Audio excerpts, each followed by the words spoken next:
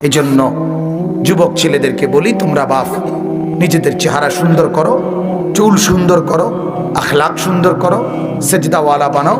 মা বোনদেরকে বলি আপনারা পর্দা করেন, মুরব্বী বাবা চাচা আপনারা বেশি বেশি জিকির করেন, তসবিহ পড়েন, বিড়ি খাইয়েন না, বিড়ি খাইয়েন না আল্লাহর ওয়াস্তে। বাপ চাচারা বিড়ি খাইয়েন না, বিড়ি খাইয়েন।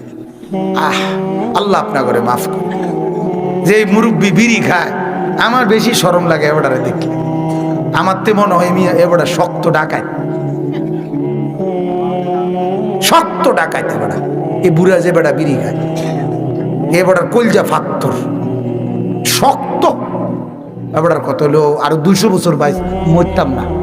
হ্যাঁ হ্যাঁ, নাইলে 60 বছরের বুড়া বেড়া বিড়ি খায় কেন? যার কবর দেখা যায়, কথা বোঝেন নাই আমার। আপনি তওবা করবেন কখন? আপনি নিজেকে পাক বানাবেন কখন বলেন? আপনি যার কবর দেখা যায়, এটা তো লজ্জার কথা, এটা অনেক বড় অহংকার যে আমি বিড়ি খাইয়ে আল্লাহকে বুঝাইতেছি যে আল্লাহ আমি আপনাকে কোনো পরোয়া করি না, মৃত্যুর কোনো পরোয়া করি না,